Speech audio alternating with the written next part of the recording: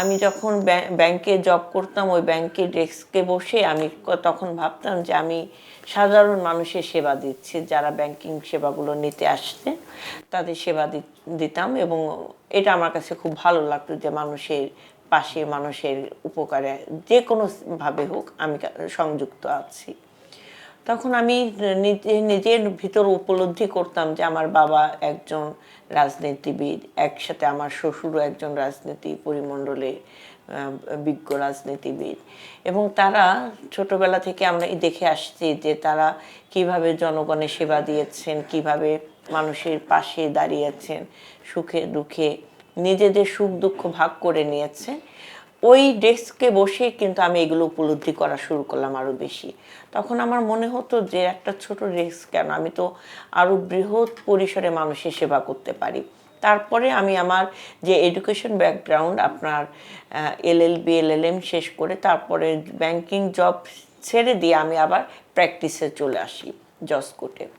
এবং সেইখান থেকে মূলত আমার মানুষের জন্য কাজ করা এবং মানুষের পাশে থাকা, এবং সেটার একটা মানে বড় প্ল্যাটফর্ম আমার জন্য প্রয়োজন ছিল, যেন আমি আরও বিস্তর আকারে মানুষের সেবা করতে পারি।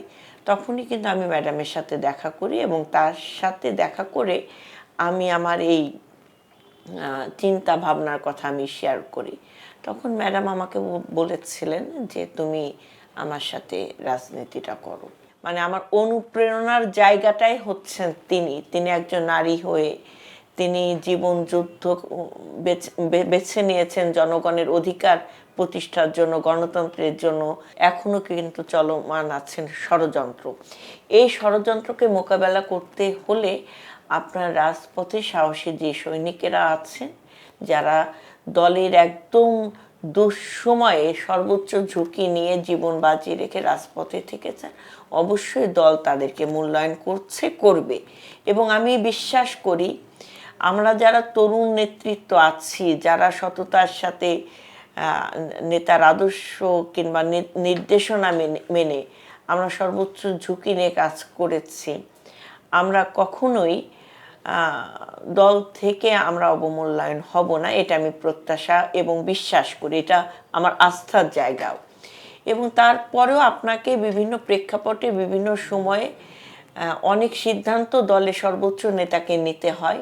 তখন অনেক সময় নিজের কাছের মানুষটাকেও কিন্তু একটু দূরে রাখতে হয়।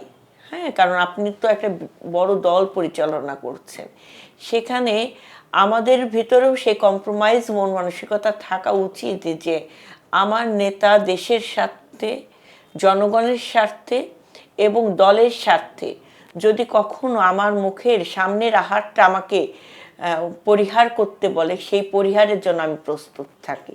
এটাও কিন্তু একজন কর্মীর আদর্শ হওয়া উচিত, নেতার প্রতি শ্রদ্ধা সম্মান দেখানো উচিত। সেই জায়গা থেকে দেশটাকে রক্ষা করার জন্য আমাদের আরও সতর্ক হতে হবে।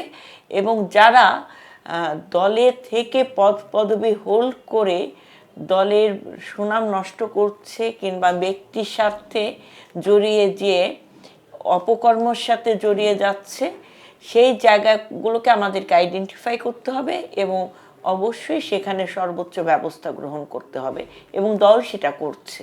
এটা আমরা আশাবাদী যে আগামী দিনে বড় ধরনের ক্রাইসিস থেকে আমরা পরিত্রাণ পাবো। এখন জনগণ অনেক সচেতন।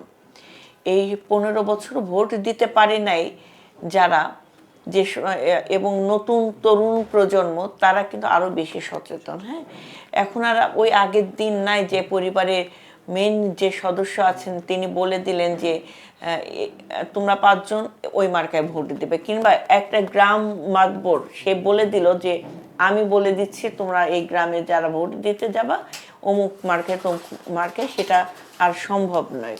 এবারে জাতীয় নির্বাচন হবে খুবই চ্যালেঞ্জিং নির্বাচন, এবং সেখানে অবশ্যই ব্যক্তি ইমেজ একটি খুবই গুরুত্বপূর্ণ বিষয়।